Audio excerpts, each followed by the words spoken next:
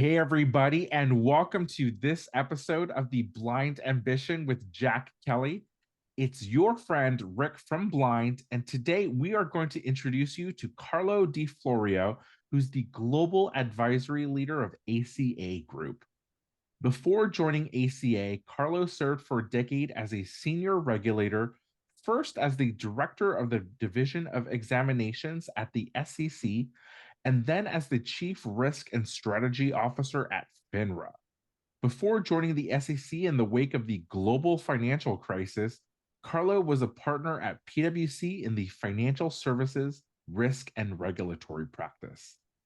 ACA supports over 6,500 clients with advisory, technology, and managed services across regulatory compliance, cybersecurity and risk, global investment performance, environmental, social, and governance, mutual fund and ETF distribution businesses, and regulatory technology solutions. Thanks for coming on the show, Carlo. Thanks for having me, Jack and Rick. It's a pleasure. Hey, Carl, it's interesting because the origin story of ACA, if I'm not mistaken, is very akin to like the startups that we have on the show.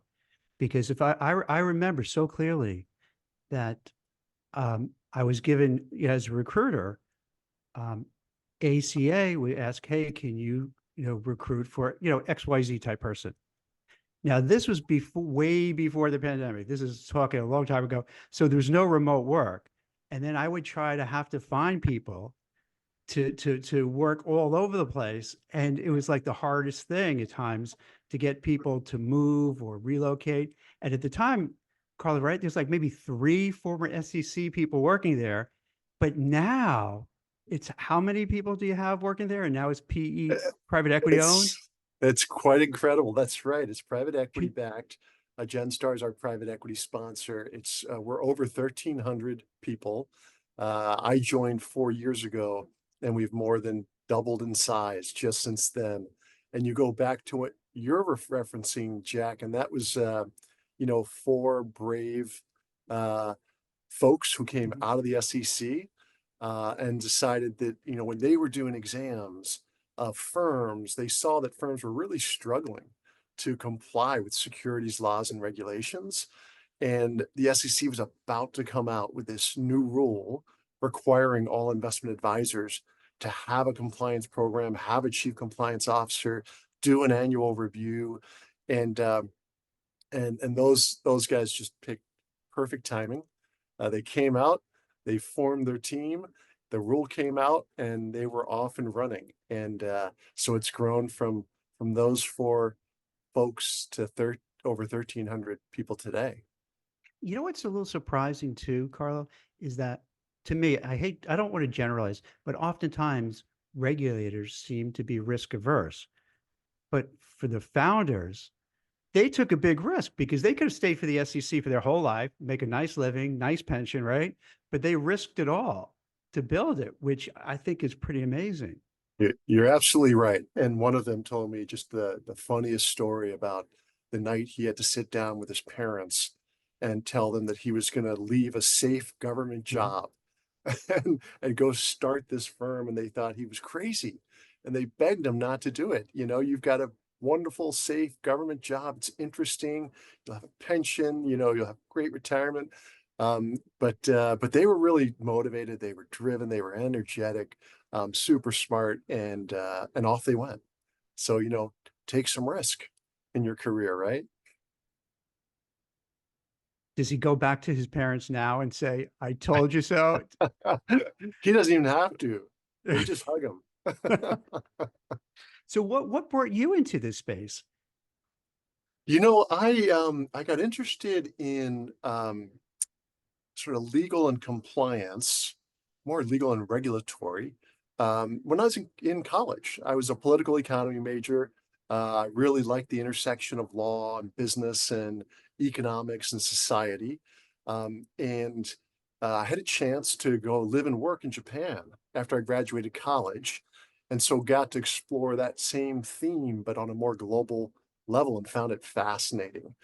So decided to come back and study law and really focus on international law and finance. And that led me into a career after practicing law for a few years and wanting to do something broader, led me into a career with PricewaterhouseCoopers. And I worked with PwC in over a dozen countries around the world, helping firms with corporate governance and risk management, financial crime investigations, regulatory compliance matters, and just loved it. So built my career there. I was a partner at PwC, and then the financial crisis came, and was just so devastating to financial services and the financial industry.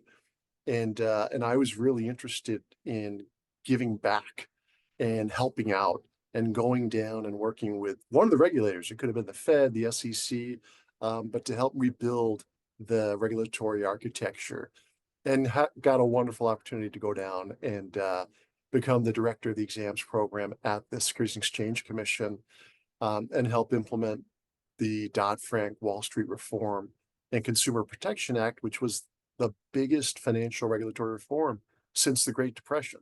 So it was a really fascinating opportunity, and I just loved it. And then, boom, after 10 years in regulation, I didn't expect to be down there for 10 years. Thought I'd do a tour of duty and do my public service, and come back after, 3 or 4 years. You get brought in by the chair of the SEC. You serve really at the pleasure of the chair. And then when they leave, it's typical for the directors to leave as well, so the next chair can bring in their own. But I then had the opportunity to go and serve at FINRA and help with the same mission, as the Chief Risk and Strategy Officer. So 2 really unusual opportunities, and I just really embraced them and enjoyed them tremendously. I mean, you make it sound so easy, Carlo, but for the folks who are listening that, are a little curious in terms of what exactly a compliance role or regulatory role might look like, how does one get into that field? I mean, you mentioned your time at PwC, but are there any other kind of career paths for those that are curious in this function? Yeah, it's a great question. And I should say, Rick, if that sounded easy, it wasn't easy. I failed at a whole lot of things that I tried along the way, but also ultimately found things that I enjoyed and succeeded at. And so, it's all about the getting up, brushing yourself off, and jumping back in. But your question's a great one, because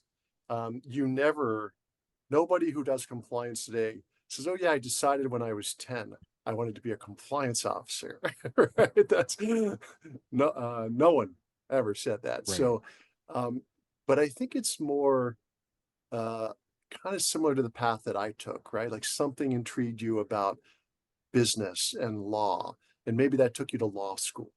And now you know the law, so you can help firms comply with laws and regulations. That's a pretty common path.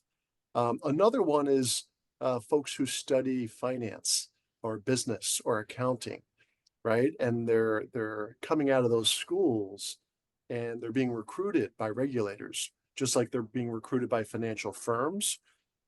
And it's a great opportunity, right? And it's a great job. And so they explore it, and they might get the job, and they go try it, and they like it. So that's another path. Another one that's really interesting for people in a house inside of firms is some people started in operations. And operations, you get to know the whole business. And it's really great background to then find yourself in compliance, because you were really good in helping some compliance team with an operational issue. And suddenly they say, wow, wouldn't it be great to have that person on board? So for legal and compliance, that's a pretty, those are some common paths. We're obviously have a lot of other professionals, cyber experts and environmental, social, and governance experts and technologists, and folks that really got their expertise in similar ways, but on different paths, right? And found their way into either the regulatory agencies or found their way into financial firms. And And then as technology and cyber and ESG and all these issues became more and more regulatory priorities, those people got a chance to work in the regulatory compliance arena. Or said probably better, the regulatory compliance arena expanded out to include broader talent pools, which was really terrific development. I mean, so it sounds like you benefit a lot if you were a professional looking into getting into compliance or the regulatory work of having that industry or hands-on in the business experience. But what does a entry level compliance role look like? Does one even exist? It certainly does, and entry level folks are, you know, I'll give you an example at ACA. We do our advisory work tends to be more experienced professionals, right? Because you're giving trusted advice and guidance. Our technology work tends to include pretty experienced technologists because they're designing really important solutions. Our outsourced managed services, we have built that business by recruiting really great young talent out of universities and training them ourselves. So they join because they like the idea of being part of a 3-year training program where they're going to learn a number of different risk and regulatory, cyber and ESG type activities. And then they'll help clients with a particular process or a particular function and get more expert in that, and then they'll rotate to another one. And yeah, there's entry roles across the board. And then the beautiful thing is you can really grow your career by just keeping your, eyes and ears open, working hard, being open to new experiences, and really growing, right, with curiosity. Also, Carlo, could I be crass about something here? But this is, Blind is known for just speaking their mind. They get paid very well. If people who will be watching this are not sure, for experience, compliance, legal risk, audit, anti-money laundering, and related privacy officers, they get paid very well, and they have a great job. And this is going to sound wrong, but there's always these crypto scams, the Sam Bankman-Friedman stuff. There's always something going on. So their job is, I want to say, kind of safe because there's constantly problems and issues that they need these people to take care of and watch over. It's like the police force. You can't just, defund the police and expect everything to be okay. Everything falls apart. So you need these people because otherwise things get out of control. Is that Yeah. right? I mean, because people may not realize that it's a lucrative area. It's like one of these niches that people aren't aware of that pay well, and you have pretty, for the most part, pretty good safety, right? Yeah, you made a handful of great observations there, Jack. One, it's a great career. It pays well, and it's that's really valuable. Like people who go to the SEC, for instance, many of them don't want to leave because it's just a really comfortable path. And again, you're going to be rewarded. And so that's a great point that you made. The second point that I think you made that's really important is people like it, right? And they like it for the reason that you just mentioned. There's always interesting new frauds that are happening, and challenges and risks that are emerging, and so you're always learning and growing.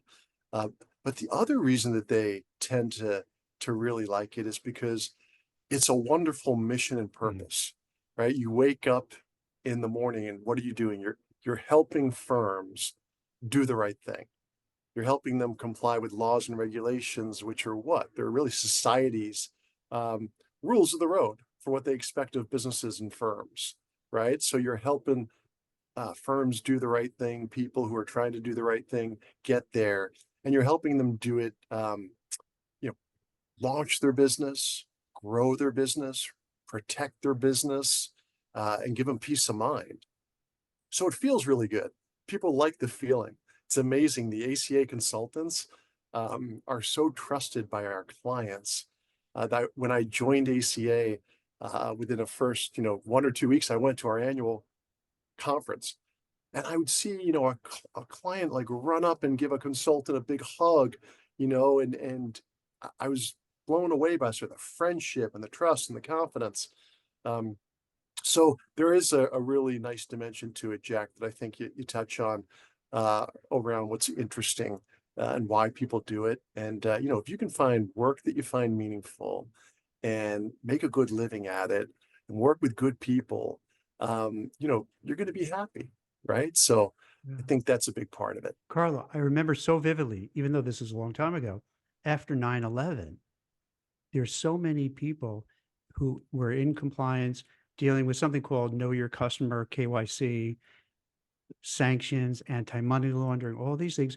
And they felt such a purpose to watch to make sure that money wasn't flowing from terrorist organizations through banks to other terrorist organizations.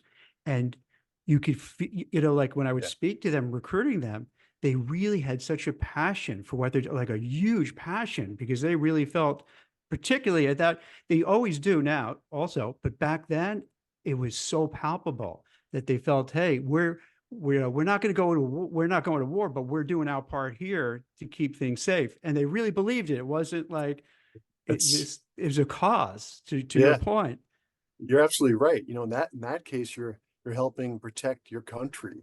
You're helping, right, to get the bad guys and keep them out of the healthy markets and economy. Um, I found when I went down to the SEC, it was in the wake of the financial crisis and Madoff and Stanford scandals, and the team that the new chairwoman of the SEC, Mary Shapiro, assembled. We were all from the private sector, right? We all left these like really lucrative jobs on Wall Street to go do public service because we felt really um, profoundly committed to the organization, right? And the SEC and the role that it plays. And then we all came back after doing that tour of duty. But the fact that people stepped out Mhm. and went and did that, was just for me a really interesting and powerful message around your point, which is people feel energized and they feel the purpose, and they're willing to step in and serve a higher calling and then step back out. But doing that same work, helping firms and other companies do the right thing. Carla, I'm going to tease you a little bit because my first impression of compliance professionals is you might think of them as the no police, right? The people at your firm that tell you what you cannot do. But the picture that you're painting is quite the opposite, right? It's one of enablement and empowerment. Yeah. And so I'm quite curious, what is the day-to-day actually look like for a compliance professional at a, in-house shop versus a, regulatory agency or something similar? Is it kind of almost like you're playing spy and detective and kind of going after these bad guys, or is it something else entirely? It's interesting, Rick. I think it's more problem solving and solutions oriented. I was talking to a friend and colleague who's a regulator, and she was thinking about, I really love this experience, but the thing I miss most about being in the industry was here. I go in, I do an examination, and I find deficiencies, and I tell a firm, these are the things you got to fix. But I'm not allowed to help them solve the problems. All I'm doing is I'm finding the problems, saying these are deficiencies, you need to work to resolve them, and we're going to come back and check, right? And so she was really looking forward to getting back to a place where she's not only helping them identify challenges, but she's helping them solve those problems. And that's very much what I think is the life of a consultant. If you come in to do this kind of consulting, whether it's cyber, ESG, regulatory compliance, risk management, you're helping your client. If you're a consultant, it's an external client, a firm. If you're working in-house, it's your internal client, it's the business, but you're helping them identify, build a good program, identify challenges to that program, and problem solve how to fix them in a way that works for the business, meets the spirit of the regulation, right? And helps the company again launch, grow, and feel protected and have peace of mind. And it's also very vast because it runs the gamut of what private equity, hedge funds, alternative investments, asset management, mutual funds, all sorts of financial institutions, from Goldman Sachs, Morgan Stanley, right? We cover so much ground too. You're absolutely right. And, I think back at my career, one of the things that was really fun and felt like you were always growing and developing, um, was not just learning more laws and regulations and risks and how to manage them, but to Jack, your point, you're learning about whole new sectors of finance, right?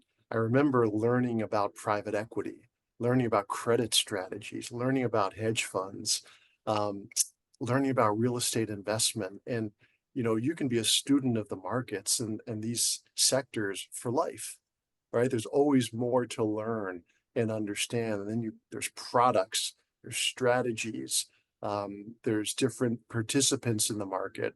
So if you're really open-minded and curious, a career in consulting, technology, outsourcing in finance, or really any industry, if you're curious, you're going to love it because there's always ways to learn and grow. Now, does it ever feel like disheartening because you almost have to play like a cat and mouse game? It almost seems like what you're describing is very reactionary, right? Like you're waiting for someone to slip up, perhaps, or you're waiting for a law to change, or something like that. Because you know the industries that you're describing, on one end, they're very stable. Everyone kind of understands what they're all about, but they still change yet, even to this day. How do you kind of adapt and stay relevant as a compliance professional there? You're very involved with technology, Rick, so you'll appreciate this, but it's just dramatically changed the game and continues to change the game every year. And so that's a great example of where, 20 years ago, if you were legal or compliance or risk person, you maybe had your Microsoft suite open. You probably had a backpack or, um, paper and pads and pens and things like that. Um, if you didn't stay adept with technology over the coming years after that, you would have just become a dinosaur. And so learning new technology, learning the implications for risk and compliance, um, getting comfortable with deploying those technologies, understanding how the systems work, the data analytics works. I was brought down to the SEC by Mary Shapiro, in part because she really wanted to bring those industry best practices that we were helping clients with from PwC. A lot of that involved, regulatory expertise, but also technology, surveillance, right? Whether it's financial crime, AML, like Jack's talking about, or insider trading and market abuse surveillance. Those technologies have blown up the landscape, and learning about those and being on the cutting edge of those is really important. So ACA is a great example. We started out with regulators who were really good consultants. And then when the financial crisis hit, private equity looked at regulatory compliance consulting and said, that's going to be a big need and a big industry. And so invested. We had a private equity firm come in, and they helped us move from being a compliance consulting firm to being a compliance consulting firm that also helps develop technology solutions for our clients, who are compliance officers, risk officers, and the like. And so that was a big build out of a part of our business that if we had just stayed complacent as compliance consultants, the industry would have passed us by. because they needed technology solutions. And the same thing happened, when the next private equity firm came in. They said, well, a big trend is outsourcing. Are you guys ready to help all these firms that want to have nimble operating models and not build big infrastructures when it's not core to their strategy, but want to outsource it to a really trusted brand? Are you ready for that? And so we built that capability out, right? Same thing happened when cybersecurity became a really big issue. There was a group that came out of Goldman Sachs and started a company. They wanted to focus on the same clients. We acquired them, and they became our cyber arm. We did that because we had private equity backing that was willing to invest. We saw that as something that we really needed to get in front of if we're going to grow and be relevant.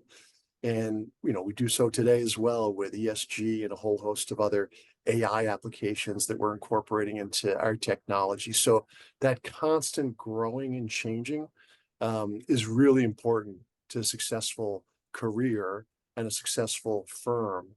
And, to the beginning of your question, yes, sometimes it's cat and mouse, right? Because I'll give you an example. When I went down to the SEC after the financial crisis, it was in one way a nice moment where both sides of the aisle in Congress wanted to see regulators be strengthened and modernized so that this would never happen again. And so they dedicated and allocated to the SEC in the Dodd-Frank Act a whole new budget just for technology that would be replenished every year. And so we got to, in a way, turn that cat and mouse game around.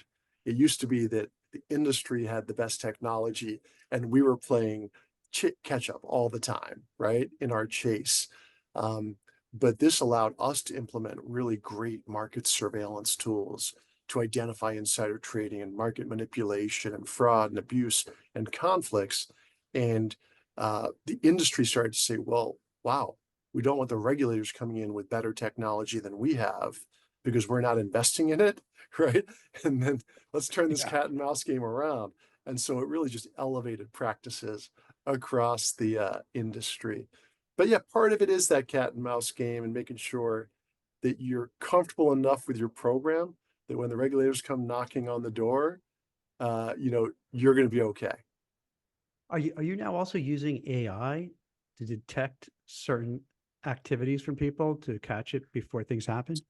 We are. So we've been using more traditional AI like machine learning, natural language processing, relationship analytics in our existing technology tools, particularly in the area of trade surveillance and market abuse and insider trading detection.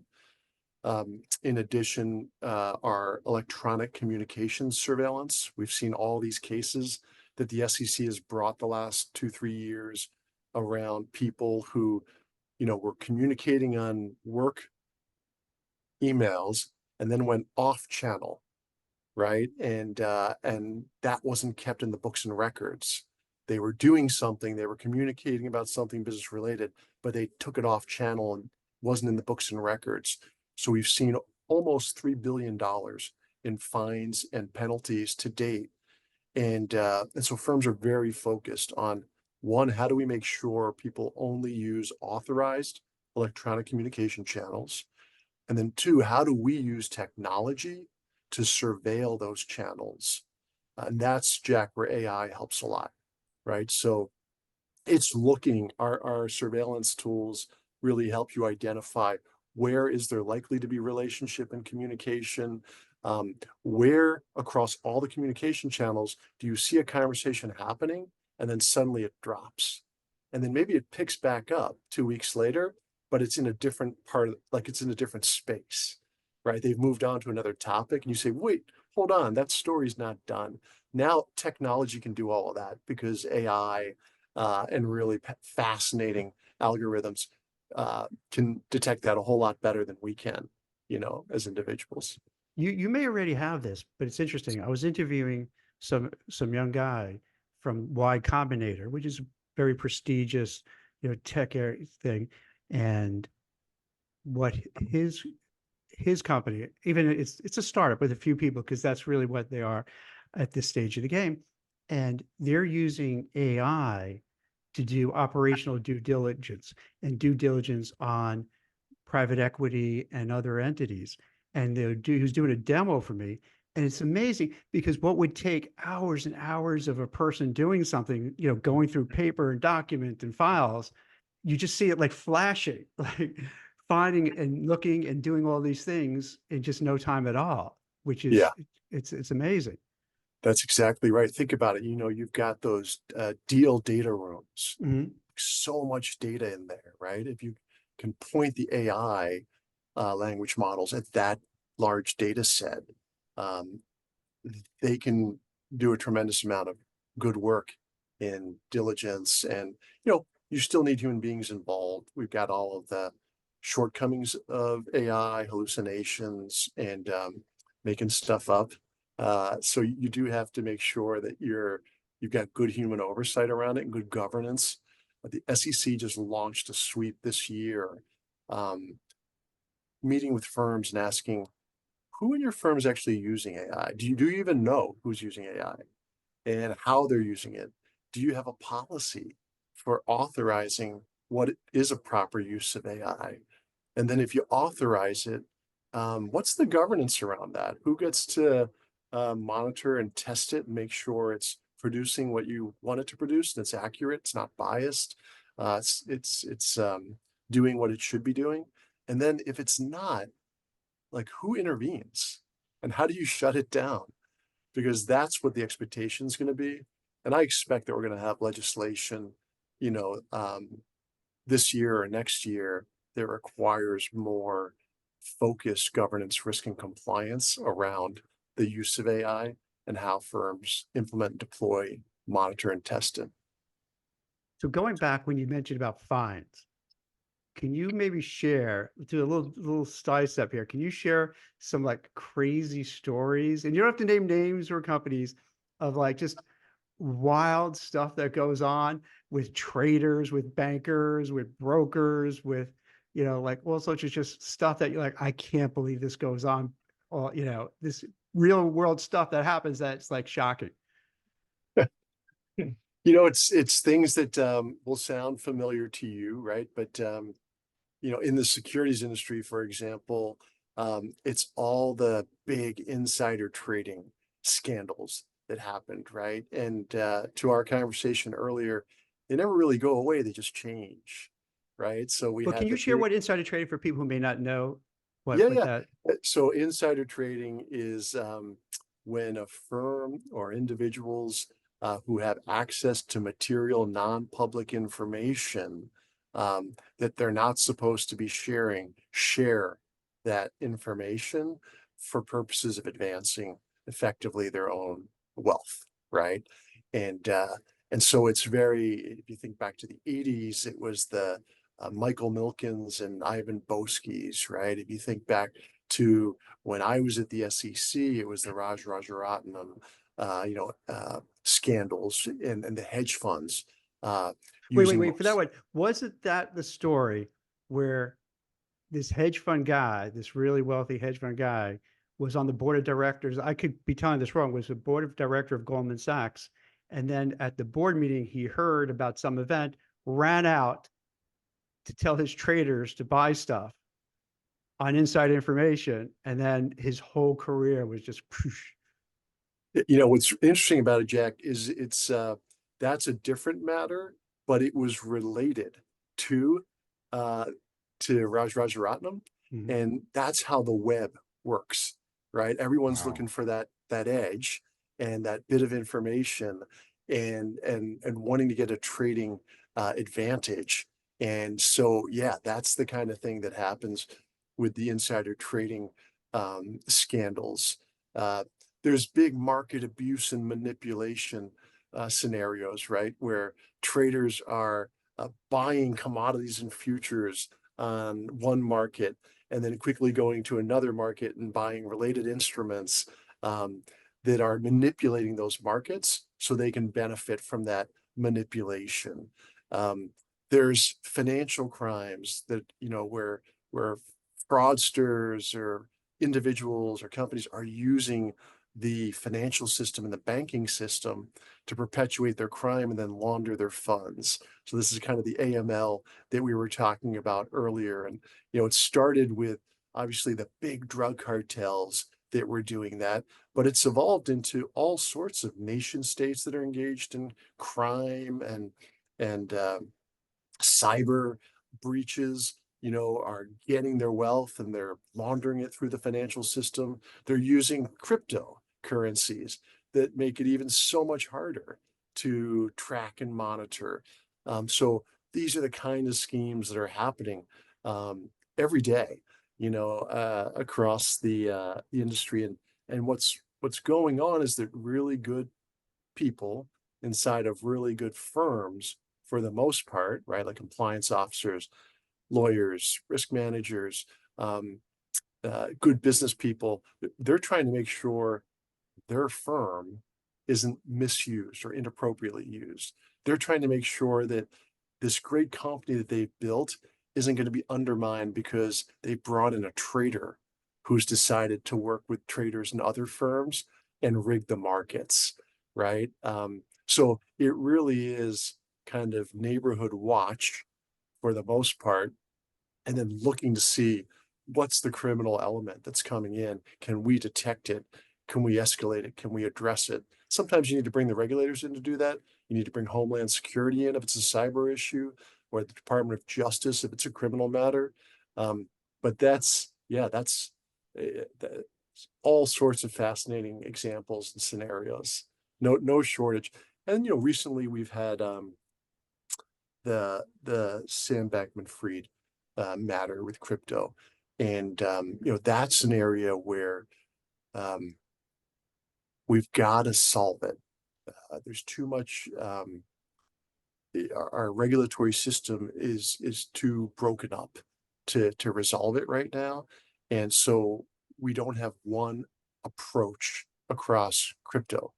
The banking regulators come at it one way, Securities and Exchange comes at it another way, Commodity and Futures Trading Commission thinks they've got critical jurisdiction, but no one's looking at the overall picture and really being effective. So that's where legislation can come in and say, okay, you know what, there's a risk, there's gaps, there's different regulators, they all play an important role. Here's what we would like to see from a legal and regulatory perspective. And I think we'll see that just like we'll see AI regulation. There's already bills that are in Congress to regulate crypto. FTX accelerated the desire to get that addressed, and so we'll see some developments there as well. And these things never seem to end, so it keeps full employment, which is a very positive thing, right? Yeah, it's man invented the wheel and then invented fraud right afterwards. We'll go and invent AI, and then we'll invent AI fraud. They kind of go hand in hand. It's human nature. There's always going to be that element. Would you say this is the worst? Because I would see or hear of these examples where you'd have brokers who just like take advantage of their clients and kind of siphon off all their money. Sometimes for older people who don't know what they're doing, it's really tough, right? Like it's sad and frightening how sometimes it gets so pervasive of the things that go on.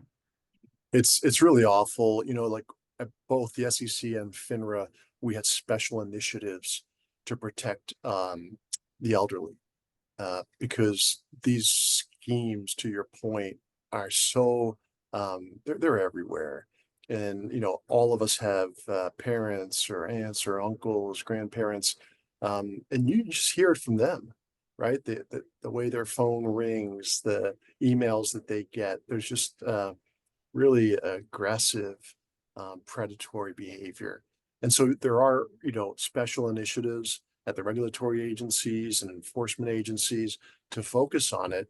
And you have to, because they will siphon off all the money. And then there's, brokers who don't care about really the financial well-being. The Wolf of Wall Street, right, is a great example of that. And so you always got to be focused on that as well. That's why the regulatory agencies are so important. They're really there to protect the investing public, to protect the integrity of our markets, so that this wonderful economy and these markets that we have that are amazing can really help to benefit folks. But it requires constant weeding, constant rules, and then as new practices emerge and evolve, constant vigilance.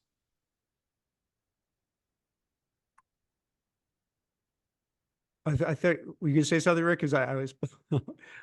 Oh, I noticed, Rick, like in the tech sector, you really don't see that. It's almost the direct opposite. It's like tech will do stuff and not care that much. Like, all right, are we breaking anything or are we doing anything wrong? But they just go running with it. And it doesn't seem to have that sort of oversight that other areas have. Do you know what I mean? It's like you take take a car, like a self-driving car, right? Like no one's driving it, and then roll it out on the streets. Whereas if, let's say, it was in a different area, there would be so much regulations before you do that and say, wait, you can't take this car out yet. We got to really have like really inspect it and make sure everything's cool. But yet, like they'll just let's do it or run, ship this technology and it's okay, but no one looking after it. It's such a different world. Does that make sense, Rick? Because you're in that space. Yeah, I think it's a bit different than the financial services industry, where I suspect a lot with software and tech, a lot of it is just new, right? Like a lot of these concepts are quite novel in the sense that um, they exist in a quote unquote gray area, right? Where, for the example of, let's say, cryptocurrency, there's securities and there's commodities, and now there's this thing that's in between. We'll call it cryptocurrency, or alternatively, self-driving cars. We have cars, but there's never been, something where there is no driver. So if something happens, who do you blame, or who do you talk to, right? Is it the folks that programmed it? And so I think just tech, because by its nature is always kind of pushing at the boundaries and like lives and thrives in these quote unquote edge cases, it can be quite challenging even for them, where they want to do the right thing, where they don't know who to, what frameworks to use or what structures to kind of employ, or which folks to ask, which I imagine, Carlo, is kind of the strength of your firm, because they can seek out experts like you to give that, guidance, or even point them in the right direction, I imagine. Yeah, it's that's right. And we work with a sliver of tech, which is fintech, right? Right. Because they are trying to figure out, okay, as you guys were saying, technology isn't as regulated as financial services, but if they're going to be disruptive and play in the financial services industry, they're entering into a highly regulated place that scares them to death, right?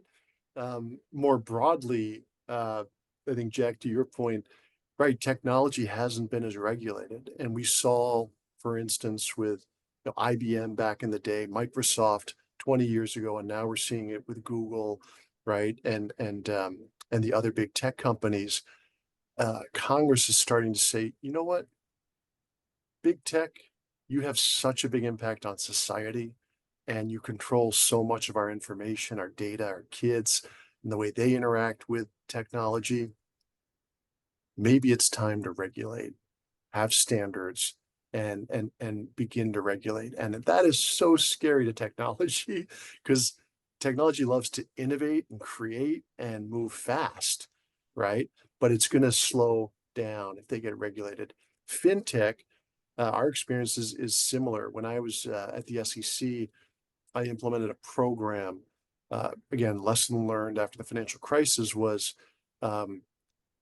regulators weren't engaging enough with CEOs and boards of directors. So when things were going south really quick and people wanted to understand what's happening, engagement wasn't happening as well as communication wasn't as good as it should have been.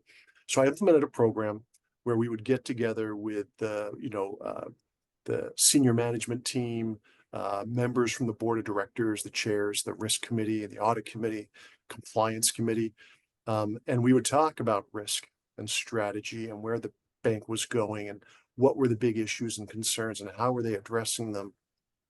And I remember when the theme for like a year at all the big we focused on the top 10 large financial institutions. The theme was fintech is coming at our business and it's coming hard and it's going to be disruptive. And we are, figuring out how do we defend, our business and how do we get involved in fintech? And then that was kind of a theme for about 2 years. And then after that, for 2 years, the theme changed. And it was, you know what? Fintech came. They realized it's pretty hard to be regulated and they don't want to be regulated. They don't want to learn that, invest in all that money. It's a big moat that actually protects the financial services industry. So suddenly they were all talking about how to partner together, and share in the opportunity. And I think that's a good example of how, technology and finance intersect, but there are challenges and there's regulation and you do have to navigate it really carefully. Can you help us bust a few other myths about the compliance profession, for folks that are a bit more new to it or not as familiar? Yeah. Do you have particular myths in mind, Rick, or you want me to share kind of from my perspective what I Yeah, think are just some just myths? common myths that you've experienced that people Yeah. might say that might be almost verging on stereotype, Yeah. that we can kind Yeah. of correct and clear the air here. So you introduced a great one, right? Kind of the office of no. and and so um, you know, successful compliance folks need to become the office of problem solving, right? You're helping your partners solve a problem because if they see as the office of no, they're not going to come with their risks and their concerns. You're not going to be in the flow of information, and then you're not going to be able to help your firm, and you're going to get into trouble, right? So that is an important, like so many things, it doesn't come out of nowhere. People experience that in a real way, but it's probably a bigger myth than the reality. I think most compliance and risk officers, legal officers, are really problem solvers, and that's what they like, and that's what they pride themselves on. Um, Another one is, this is going to be shocking, but compliance people are fun. They're not boring. People are worried like, oh, it's just delving in the rules and the regulations. You know, it's just actually a wonderful community of professionals that are innovative and creative and do great work and are really fun, fun and intelligent. Other myths about compliance. I think there's a myth that regulators, right, are and again, every myth has some truth. It's anchored in some truth, right? But like when I got to the SEC, there was a lot of what I heard was, that the regulators are young and uninformed. They come in, they don't know what they're looking at. Um, and and we spent a lot of time when I was there recruiting really super talented people from the industry into the regulatory agency because they love the mission and the mandate. They love the impact they could have on the industry. Um, and today, I think it would be wrong to assume that there's sort of young, uninformed regulators. People who are going to come knocking on the door now are really knowledgeable, have deep expertise. They're not just sort of accountants and lawyers. They can be technologists, they can be product experts, they can be, sector experts.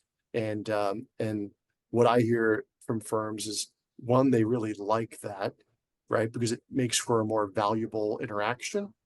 And they really do learn more all the way around. But I think that's a myth to bust. The other is that, regulators can't keep up with the industry.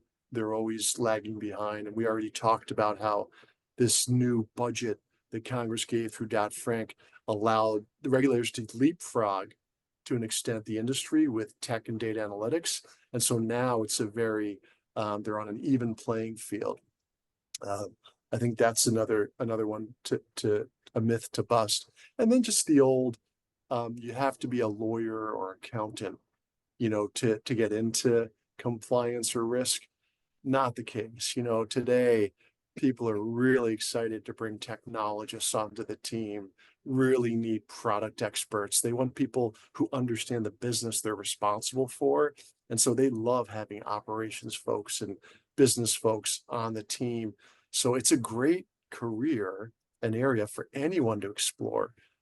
So those are some of the myths that I think are out there that, can be busted. No, and I think we could consider them busted. I really appreciate this like window into compliance and the regulatory landscape. And I find your background so interesting in the fact that you can kind of go in between both, right? You can work in-house, certainly work in public service, and then go back to the private sector and even start up a consulting gig and be very, very successful. So thank you, Carlo. You're welcome, Rick. Thank you.